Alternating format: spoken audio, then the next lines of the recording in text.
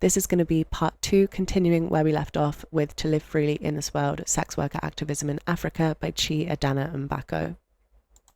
At the next stop on the nighttime outreach work I'm observing in Cape Town, Dudu approaches a young woman named Rena, who's standing on a corner under a large citrus tree, next to a short, rail-thin man who averts his eyes as we approach. At first, I'm not sure who he is. All I notice are his hands, a layer of dark soot caked over them, clutching a mobile phone tightly. A minute or so after we arrive and exchange greetings, he leaves us to speak with Rena alone, walking away without looking back. Later, Dudu says, some pimps want the girls to speak to us and will make sure to give them the space to do so. Others won't. Rena is very pretty, spirited right from the beginning of our chat with her, which is intermittently interrupted by her boyfriend, who calls twice to see if she's okay. Her hair is pulled back in a tight ponytail, and she's wearing a white dress with ruffles and dangling red earrings, her hands fluttering excitedly in the air as she speaks. We need info. The girls don't know their rights. You need to pressure girls to come to Sisonke because they don't know their rights. We have lots of human rights pamphlets with us. Do you want some to pass out to your friends? Dudu asks. Yes, Rena says eagerly. Dudu explains the topics covered by each of the brochures, all specifically created for sex workers, on how to report police abuse, practice safer sex, and safeguard their health. Rena listens carefully and grabs an armful of pamphlets, promising to share them with others as she scuttles off and yells back over her shoulder, "Thank you, gotta go, have to make money." Still making our way through the southern suburbs, we turn off the main street onto Lansdowne Road, which is darker, lonelier, some of the streetlights missing their bulbs. We see a tall woman in a black shawl standing on the side of the road alone and pull up next to her. She looks at the van curiously and starts to walk away quickly when Dudu steps out of the van. Dudu follows her for a few brief seconds while gently saying, "We only want to talk to you and see if there's anything you need." But the woman doesn't stop, looking over her shoulder as she moves on. So Dudu backs off. She's not ready, Dudu says calmly as we return to the van. Of the 30 or so sex workers we'll approach over the course of the night, she was the only one who chose not to engage. But the response from the outreach workers was the same. They respect each person's desires. They never apply pressure. They only present options. We're now going down a main road that is normally busy, even at this time of night, but is now eerily quiet. We pull up next to a transgender sex worker named Greta. Sweat and Sisonke host weekly support groups for female, male, and transgender sex workers, migrant sex workers, HIV positive and HIV negative sex workers, and sex workers struggling with substance addiction. Greta used to attend some of these meetings, but Dudu and Eunice haven't seen her around for some time. "How are you doing?" Eunice asks her. "Surviving," Greta replies with a smile, elongating the second syllable of the word, a hint of playful mischief in her voice. Her makeup is done impeccably, and she's wearing bright colours, pops of fluorescent pink and green. Her hair is long and auburn. "You look so beautiful tonight," Dudu tells her, and then softly, tenderly, "How come you no longer come to Sweat and Sisonke? We haven't seen you in a long time." "Well, since Sasha," Greta says slowly, her eyes falling to the pavement, her voice trailing off until there's only the sound of the wind and a sad, knowing silence between her, Dudu, and Eunice. Sasha was a transgender female sex worker, and 2 months ago, someone posing as a potential client stabbed her through the heart. She died in the middle of the street, not far from where we're standing now, and the police still haven't found her killer, although it's doubtful they're seriously searching for suspects. After a few moments pass, Greta starts to speak about the intensified police harassment she's experienced in the past few weeks. "All of my fines are stacking up," she says, worry creeping over her lovely face. "We have paralegals who can accompany you to court to fight the fines and get them dismissed," Eunice reassures her. "If the fines pile up and we don't fight them, the cops can issue a warrant for your arrest and send you to jail at Polesmoor the next time they pick you up. So it's better if we help you fight them." Polesmoor is a name that elicits terror on the faces of sex workers in Cape Town. It is an overcrowded, dangerous, maximum security prison where the cops sometimes dump sex workers for days. Nelson Mandela spent some of his 27-year imprisonment there. "I never knew that I could fight the fines," Greta says, surprised, assuring them that she'll try to start attending Sweat and Sisonke workshops again. She calls a friend over to come and pick up lubricant from the van with her. Hours later, at our last stop, Dudu comes across 2 white female sex workers relaxing on the floor of a bank ATM centre, soaking in the warmth from the heating system, insulating them against the Cape Town cold. Neither has ever heard of Sweat or Sisonke. They offer Dudu a smoke and begin to chat. Dudu lets them know we have a nurse and a counsellor with us if they're interested in free health services. "I already know I'm HIV positive," says Alice, one of the women. She is older, maybe in her 40s, with short, inkjet black hair and an earthy voice. "But I've never been on ARVs," she continues. She points to her friend sitting next to her, Gina is always encouraging me to get on them, but I've never gotten around to it. I know my CD4 count, and I don't think it's low enough to qualify for ARVs. Dudu explains that she has the wrong information, because in South Africa, even people with very high CD4 counts are eligible for ARVs. Alice listens intently, but says she's not ready. As they continue to talk, she pulls out a small piece of crumpled aluminium foil and a lighter and begins to smoke drugs. I know that I need to be careful because of my status, she says as she lights the bottom of the foil and inhales. I might use drugs, but I'm a good person. I don't steal from my clients. The police are the main problem, Gina says firmly. She's younger than Alice, in her 30s, with brown wavy hair brushing her shoulders. She seems protective of Alice. Alice has almost 7,000 rand, 654 USD, worth of police fines stacked up, and the cops are constantly trying to get sexual favours from us, she continues. They always say they'll let you go if you give them something for free, but I won't give them anything without them paying. They're both agitated as they speak about the police and how much they get away with. Dudu hands them Know Your Rights cards about how to deal with the police. If they give you trouble, hand them one of these cards in this booklet. It explains your rights, so they know they can't take advantage of you. Alice and Gina are very interested in the booklet, flipping through it slowly, reading every page, and asking Dudu questions. The three of them start talking about the need for legal reform of the sex industry to prevent these types of abuses. The importance of peer education was so clear. Dudu's being an active sex worker and being able to empathise with the problems Gina and Alice faced was essential to their opening up. Before we leave, Alice and Gina gave Dudu a long, lingering hug. Months later, I participate in an indoor outreach with a different, equally dedicated Sweat Sisonke team, this time focused on brothels operating under massage parlour licences. The Sweat and Sisonke Mobile Outreach Programme has agreements with many of these indoor agencies, allowing them access to sex workers to provide health and rights services. Past two huge bodyguards hovering outside the Sunset Sunrise Club in Cape Town, in a small room next to the bar where several sex workers are watching television while they wait for potential customers, I meet a white South African woman named Nora. She's sitting on a brown leather couch next to some of the Sweat and Sisonke outreach workers who have just finished a health presentation. She's in her early 30s, blonde hair pulled back in a tight bun, ice blue eyes, her face warm and open. She started working at Sunset Sunrise only 2 weeks ago, her first time working as a sex worker. I was working as a personal assistant before, but for personal reasons I recently quit that job, she explains. I have a young daughter, and while I'm looking for permanent employment, I don't want our standard of living to drop. A friend of mine suggested this as an option, so I decided to try it. I only want to do it for 2 months. I have financial goals that I want to meet, and then I'll move on to another job. I ask her how the last 2 weeks have been. I want to make sure I don't catch anything health-wise during my time here, she confides. I always try and stay on top of the clients to make sure they're not trying to slip the condom off. What about using female condoms, I suggest, so that you have more control? She's very interested and leans in closely.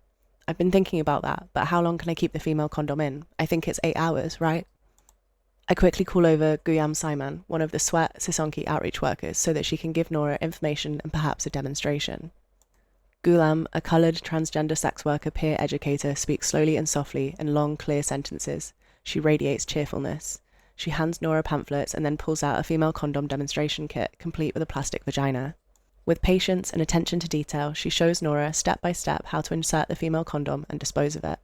After Gulam finishes this demonstration, a potential client, a stocky man with greying hair, appears at the bar, and the women begin to congregate around him. Nora soon joins them, stuffing the female condoms Gulam gave her into her black purse and sweetly thanking us before she gets up. Coercion, agency, and African sex workers' lived experiences of labour. The South African sex workers who use Sweat and Sisonke's services have very specific needs. Nora wanted more information about female condoms so that she could have more power over her work's potential health risks. She was not in need of our pity or our judgment or our rescue. Alice, Gina, and Greta wanted assistance and information regarding police abuse and harassment. Rena wanted Know Your Rights pamphlets to share with other sex workers. Sana wanted an HIV test that was fast and confidential. Nelda and Elizabeth wanted as many condoms and lubricants as they could carry. Dudu, Eunice, and Gulam trusted that these women, despite difficult circumstances, are agents and experts of their own lives, capable of understanding and articulating what they need to increase their work safety. And the outreach teams are meeting those needs without judgment. Their response is not, nor should it be, your work should not exist. Groups like Sweat and Sisonke are deeply concerned with the abuses of people in the sex industry. So they fight for sex workers' increased access to destigmatized health services, fight against rampant police abuse of sex workers, fight for sex workers' increased access to justice when they're victims of crimes, and fight against laws and policies that entrench sex workers' vulnerability. Moralizing will not stop people from providing sexual services for pay on the streets or in indoor agencies. So the question must be, how can people involved in the sex industry be safe? How can they have more power over their labour? But first, we must acknowledge that there's a multiplicity of sex work experiences, multiple stories. There is no single one. One of the major themes of anti-prostitution activists' single story of sex work is the idea that all sex work is inherently coercive. They argue that sex workers have highly limited work alternatives, and therefore no sex worker exercises a free choice to participate in the industry. But the real question isn't one of free choice, but one of human agency. In a world of severe and rising economic inequality under global capitalism, very few workers truly exercise unfettered choice in the modern labour market. But sex workers can and do exhibit human agency. They make rational decisions even amid the limited choices of the harsh economic order. Just as the domestic worker with low levels of education and restricted work opportunities can make a rational decision to engage in domestic work over other options like factory work, sex work, or vegetable vending, so too can the sex worker make a rational decision to engage in sex work over cleaning people's houses or working on the factory line. The role of the African state should be to provide sex workers with economic and social protection for the rational decisions they are making. African sex workers I interviewed described the provision of sexual services as labour. In almost all my interviews, they were engaged in the industry for economic reasons. Single parenthood, financial dependence of extended family members, the need to supplement inadequate earnings through part-time work, and dissatisfaction with other forms of low-wage work can all be economic catalysts for women and men in Africa to work in the sex industry. Madiwa, a former migrant sex worker who now organises sex workers in Cape Town, fled political repression in Zimbabwe in 2007. Soon after losing her job in a Cape Town restaurant with 9 dependents in Zimbabwe relying on the remittances she sends back home, she decided to start sex work. To the point that all persons who are doing sex work have been forced to do it? No, some make their own choices. When I couldn't get money, I got so frustrated and stressed, I just thought to myself, should I do sex work? Should I not? Should I? And I had to make a choice because I knew what I wanted. I had family back home that really depended on me. Madiwa was asserting a viewpoint many African sex workers I interviewed emphasised.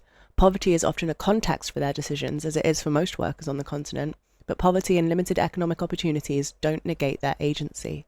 If Madiwa had opted for domestic work instead of sex work, it is highly unlikely anti-prostitution activists would view her choice as having been forced or coerced into domestic work, even though domestic workers in Africa, much like sex workers, often have limited economic options. In other words, just because someone can't imagine why Madiwa would make an economic decision to engage in sex work does not mean Madiwa has not in fact made that decision.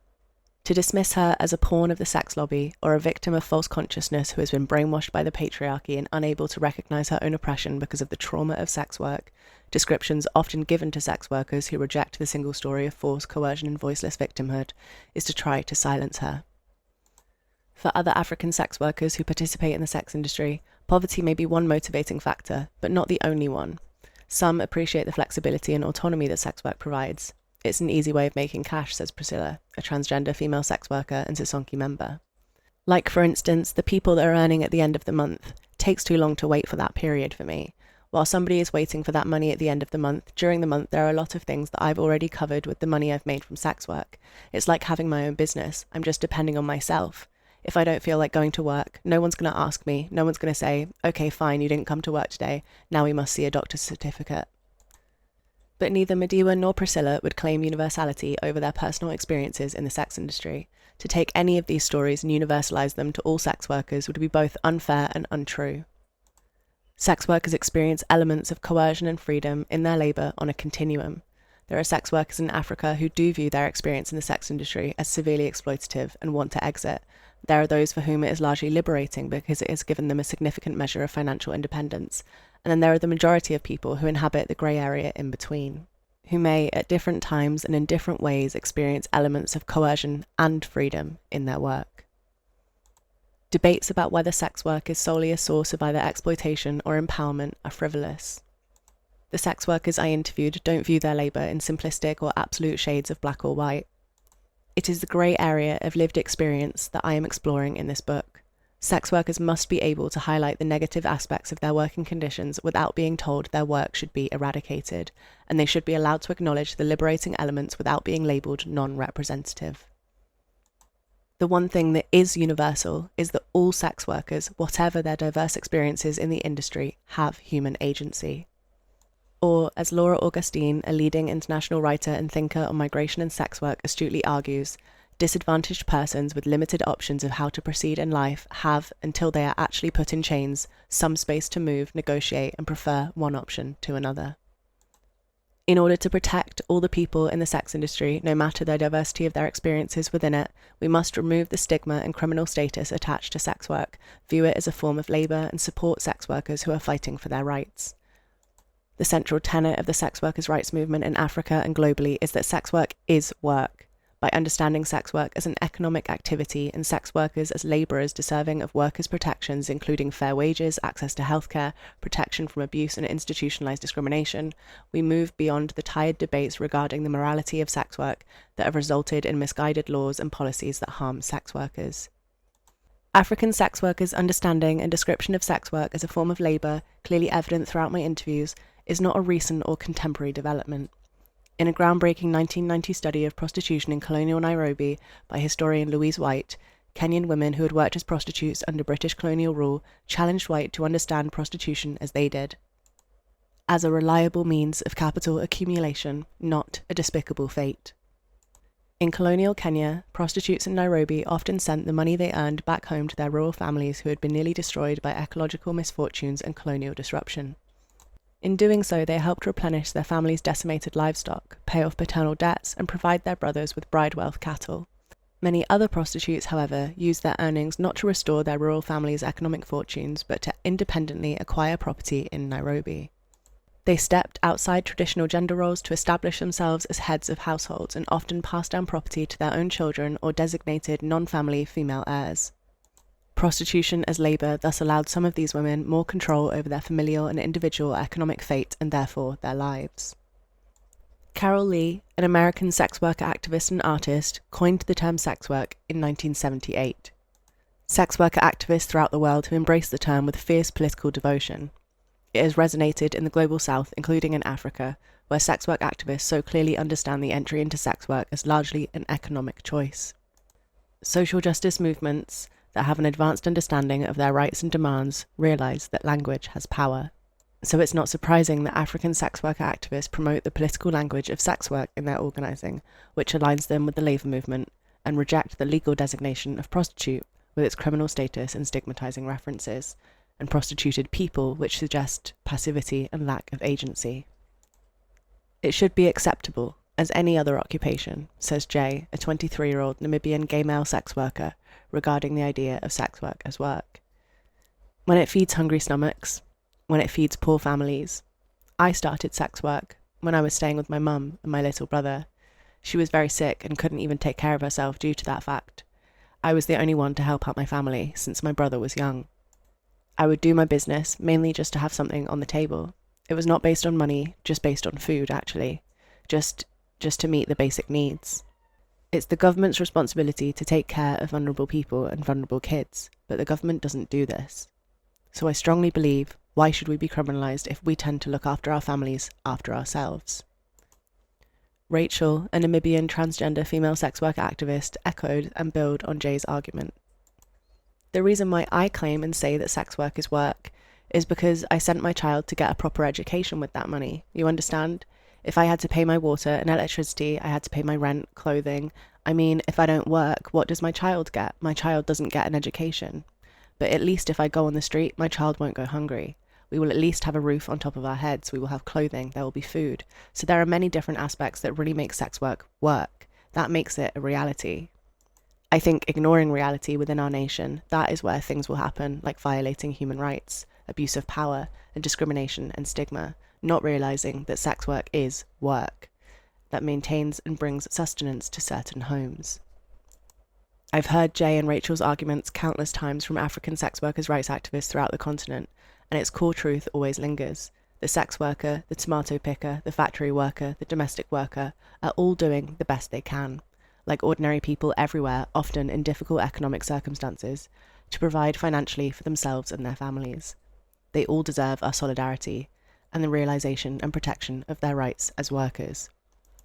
That many view the sex worker as fundamentally different from other workers is due to moral hang-ups regarding the exchange of sexual services, but what's most important to understand is that our feelings about the moral dimensions of sex work can and do have catastrophic consequences for the lives of people in the sex industry, who often face abuses because of societal stigma and judgment translated into laws and policies that criminalize the industry and make it less safe for those working in it. In the first-person narratives that follow, Dudu Dlamini, introduced earlier in this chapter, and Mickey Mahey, a female South African sex worker activist, speak in detail about the economic circumstances surrounding their entry into sex work, and how they understand concepts of choice, agency, and sex work as labour as applied to their experiences specifically and sex work generally. In doing so, they provide additional insight into African perspectives on the long-standing feminist debates regarding sex work. Dudu powerfully recounts how, on behalf of the Sisonke sex worker movement, she gave a speech to the Congress of the South African Trade Unions, the influential national South African trade union that represents more than 2 million workers and is one of South Africa's most dominant political forces. Determined to build an alliance between the sex work and labour movements, Dudu believed the Sisonke movement would benefit from convincing potential allies like trade unionists to formally endorse the idea that sex work must be understood through the prism of labour. In describing her entry into and experience of sex work, Mickey demands the recognition of her agency, even amid what some might argue are neoliberal consumerist pressures, and rejects a version of feminism that champions the politics of rescue. First-person writing by Dudu Dlamini, 37, cisgender female sex worker and activist from Cape Town, South Africa. Titled, "It Was Why I Escaped." I grew up in the townships in Durban. There were 5 children in my family, and I went to school until Standard 9 when I was 16.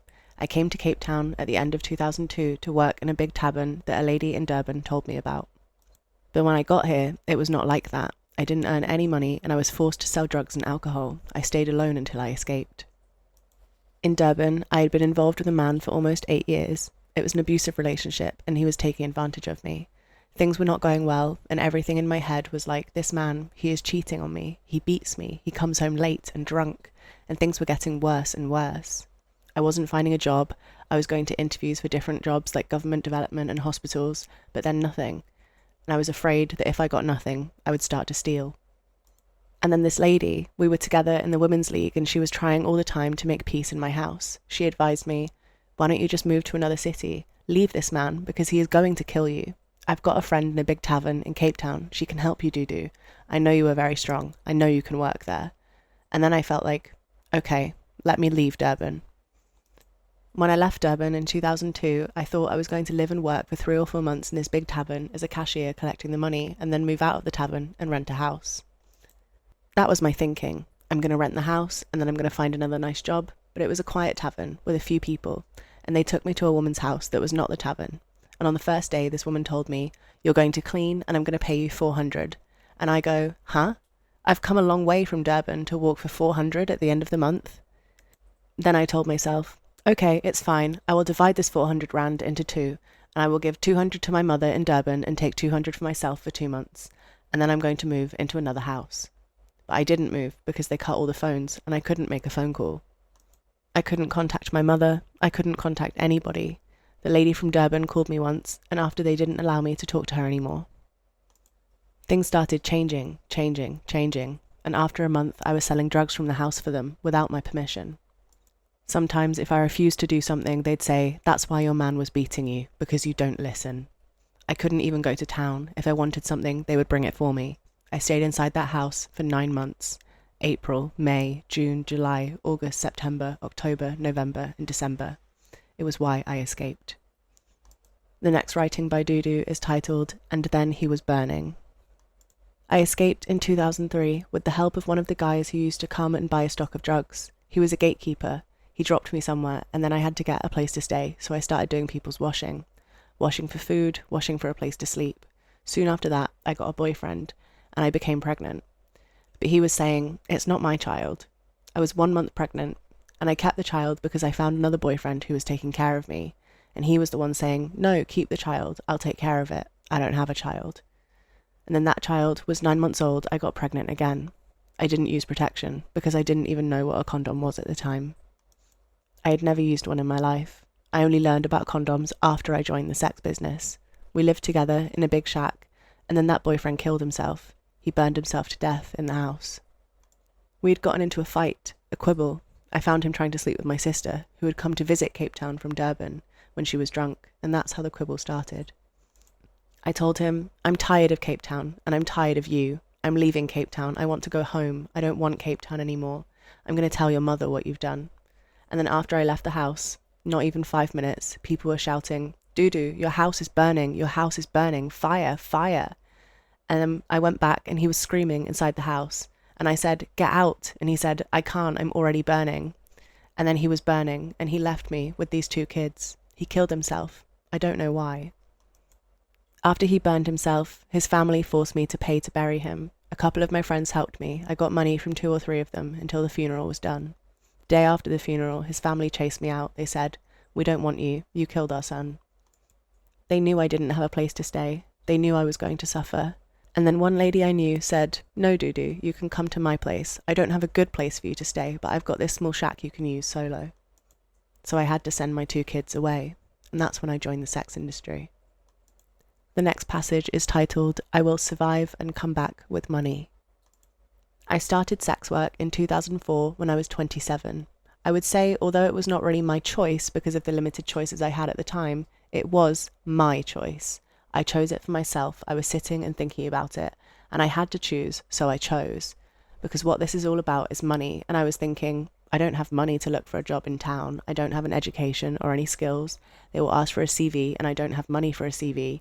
What am I going to eat with my kids? My kids are hungry now. I need quick cash. I need a comfortable house. There was no offer for a job, and if somebody says I must go and look for a washing job, nah, it's not my thing.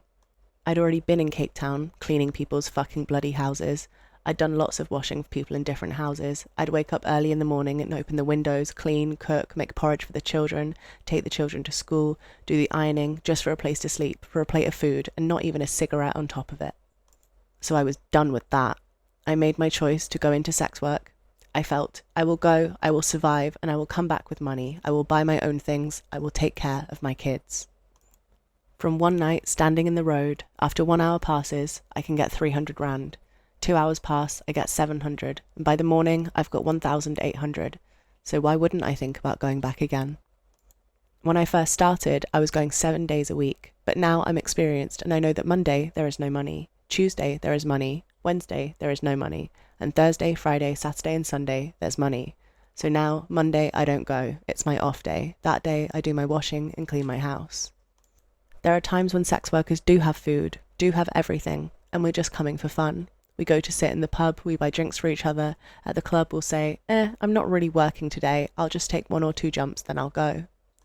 We call clients jumps. We do have budgets though, and there are other times when it's the end of the month and things are very tight. Everything is due. Rent, groceries, school fees, everything. And so I'll stand in the road. The next passage is titled, You Won't Go Anywhere If You're Hiding Yourself. I'm still working as a sex worker. Like today, I'm also an organizer with Sisonke and a peer educator with Sweat. Sisonke is a sex worker movement. I'm in the movement and it's inside of me. It's my goal to one day see sex workers and my movement going forward and for people to understand why we are doing sex work. Sisonke went to the Congress of South African Trade Unions to support us in calling for decriminalisation of sex work because we believe that what we are doing is work. The main thing was to make them see sex work as work. They are very important in South Africa because it's a big union having many babies. They are the mother body of all unions. In March 2012, they were having a conference on gender-based violence in Johannesburg. Sisonke chose me to give a speech to the members at the conference to convince them to support decriminalisation of sex work in a resolution. I'm pretty sure Sisonke chose me to do the presentation because they know that I'm not ashamed of what I'm doing. I'm proud of myself. I'm not a liar. I tell what I know, and what I don't know, I don't know. But if I know, and I'll tell you the truth.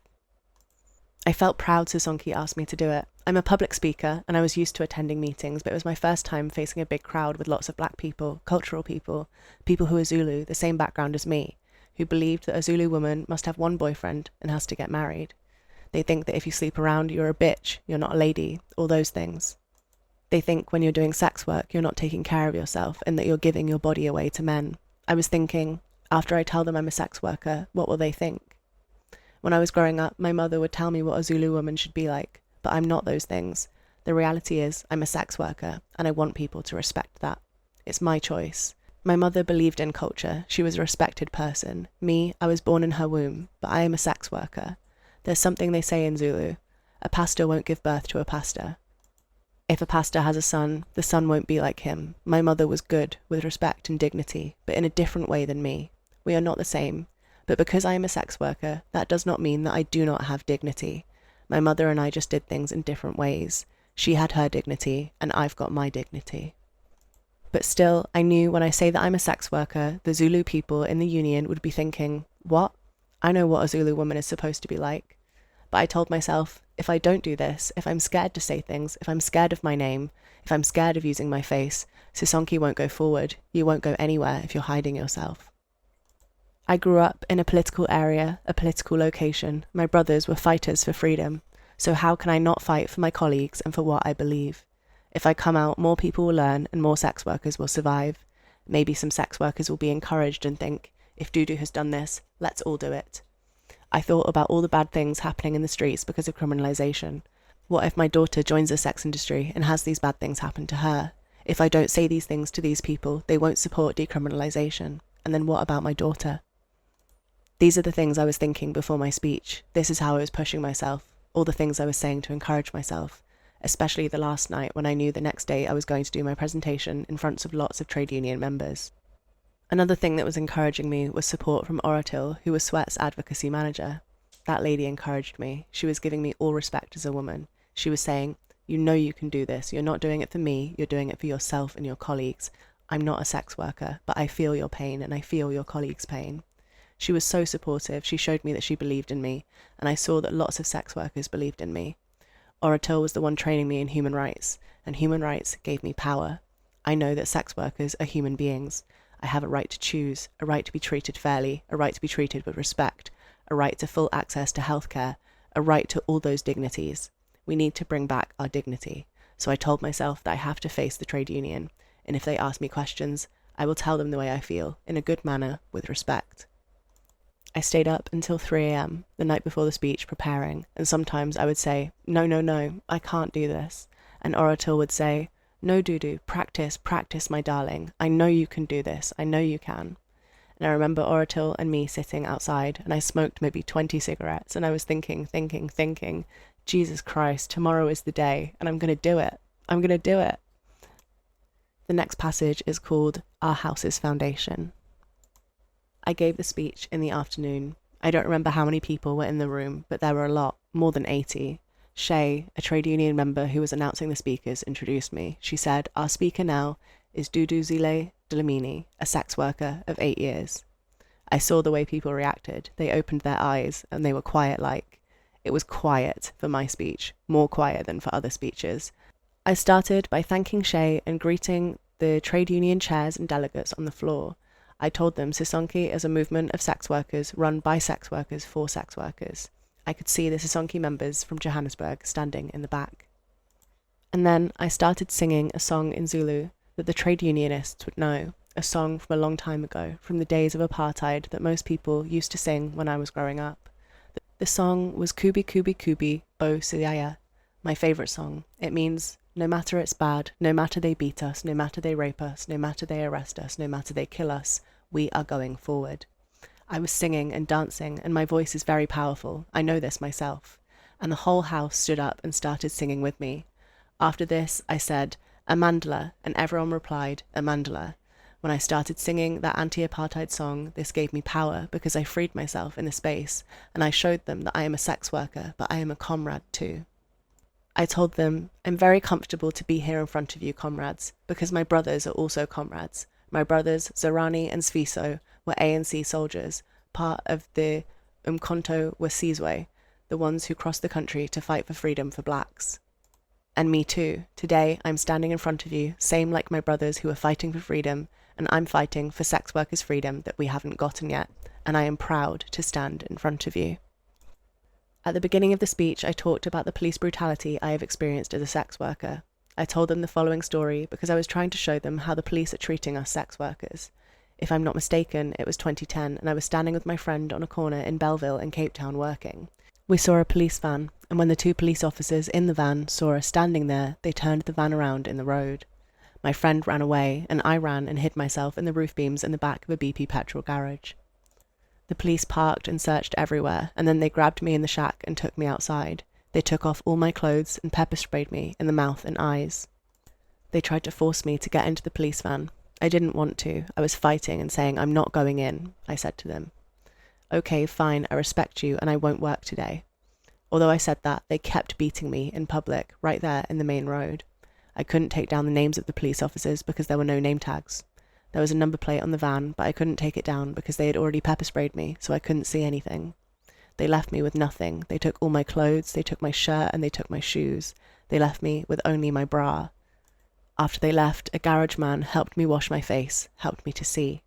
So this is how I started off my speech to the trade union, with police brutality. I told them everything about police, and I told them my colleagues' stories. I told them when the police confiscate our condoms, when they take condoms from us, they are taking the tools sex workers use to work. And people started saying, "What tools?" And I asked them, "Do you know what our tools are?" And they all said no. And I said, every worker in South Africa has their tools. Like a gardener boy who has a hose pipe or a bricklayer who has a brick and hammer, sex workers' tools are condoms, dental dams, and lubrication. I was trying to explain to them why we say we are workers. I was counting step by step the things all workers do before they go to work and showing them how sex workers do the same things. I told them, we wake up like you, wash like you, prepare our kids to go to school like you, cook breakfast for our kids like you, put our lipsticks and everything in our bags like you, pack our tools like you, lock our houses like you, take our taxis to work like you. When we don't have somebody to take care of our children, we ask our neighbours, look after my kids, the same as you. I said, you know how sometimes there are good days when you're working, the days that are very nice and good and you enjoy it, the days when you get paid overtime. It's the same in the sex industry. We have good times too, like when we get good clients. Like a client I have who picks me up, takes me to his home, gives me a hot shower, hot food, and pays me extra. When my mother died, it was my clients that helped me. Nothing from my friends. They didn't even come with a bag of potatoes. I told my clients my heart was broken, and they felt what I felt. Instead of giving me 100 rand or 150, they give me 200, 300, some even gave me 500. Some put money in the bank for me. One bought tickets for my kids, my sister, and me to travel to the funeral. And some of my clients are coming for conversation, only just to sit and go out, that's all. And they pay for it. Now, when I'm thinking about it, I can say sex work, it's all about time. You pay for time. I told the members about what I had gained from sex work. I said, I used to not have a house for me, my kids, and my sister. I was staying in a shack where if it's raining, it would be full of water, and big rats that could bite you would get in. At night, I couldn't sleep. I had to send my children away. I had to do something, so I joined the sex industry. The first day I did sex work, I told my sister Cindy, today I'm going to work for money to build our house. And that day, I made enough money to put down our house's foundation. The next day, I told my sister, today I'm going to work for the sides of the house. And the next day, the roof. And the next day, beds for my kids and everything inside. I went to the road, and I built my new house within a week with that money. I was also able to take my kids to preschool. Before that, they were not in school. I told them this story of building my house through sex work because I wanted to show them, to make it clear to them and open their eyes that even us sex workers, our budgets, our plans are there. That money we get from sex work, we do with what they do with their money. Taking our children to better schools to get a better education, the same as them. I wanted them to see there is no difference. If you're a nurse, you're a nurse. If I'm a sex worker, I'm a sex worker. But at the end of the day, we are doing the very same thing. We are earning money. After my speech, the trade union members clapped, and they showed me that they enjoyed the speech and that they understand. After all the presentations, I went to the floor, and it was like everyone wanted to grab me. Some people hugged me, and some were saying, oh, we didn't know, and we will try to understand now. You must come to our areas and educate us so that we can understand. This criminalization must be over. I was proud and happy and relieved at the end of the speech, and after that speech, the trade union agreed to support decriminalization in official resolution. I'm going to end part 2 there, and we'll be back next week to continue where we left off with Mickey Mayhew's writings.